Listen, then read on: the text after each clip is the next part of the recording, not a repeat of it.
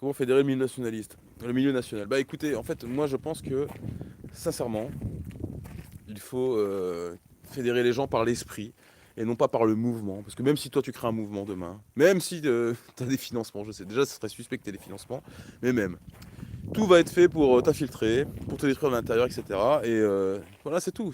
Pour moi, c'est pas. Pour se fédérer par les méthodes classiques politiques, ça ne marchera jamais. Et par contre, ce qu'on peut faire maintenant, c'est répandre un esprit, l'esprit du Christ, par nos prières, par notre vie au quotidien, et aussi, et ça c'est très important, parce que c'est pas assez dit, par la production médiatique. Il faut balancer des infos, balancer des vidéos, sur tous les formats que vous voulez. Faites des chansons, faites des articles, etc. Soyez présents sur les réseaux sociaux pour relayer la vérité. Ça, voilà, on peut le faire. Ça, on peut le faire. Je pense que c'est l'avenir et que de toute façon, moi je vais vous dire, à un moment donné, ça va être le chaos total. Et ceux qui seront sauvés, physiquement ou spirituellement, seront les chrétiens, tout simplement.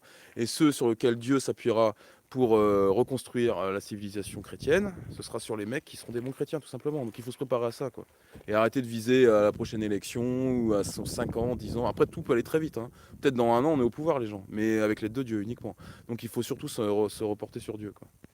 Comment on va faire de la France un grand pays catholique? Ah, c'est une vaste question.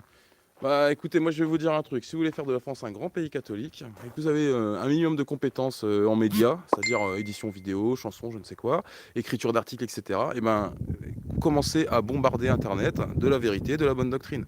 Il n'y a que comme ça qu'on y arrivera. On peut gagner. Moi j'en ai rien à foutre de ne pas être présent à une manif et de me faire défoncer la gueule et de ne plus pouvoir aller dans des manifs. Quand je fais une vidéo, elle peut atteindre des centaines de milliers de vues.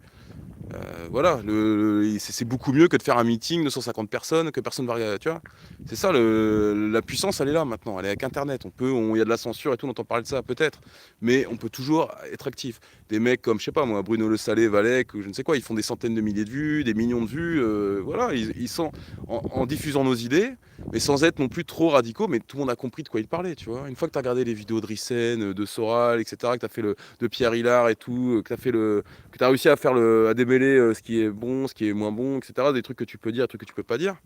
Après, tu peux faire des trucs bien, tu vois. Tu peux faire des vidéos, etc. Et là, les gens, ils vont être convaincus par tes idées. Moi, ce que je voudrais, c'est voir plus de chrétiens qui seraient actifs sur les réseaux sociaux, sur YouTube, etc., pour diffuser de la bonne information. Parce que la guerre, c'est une guerre d'information à cette heure-ci. C'est pas une guerre de rue, etc., être présent sur le terrain, etc. Ça, c'est des trucs du passé.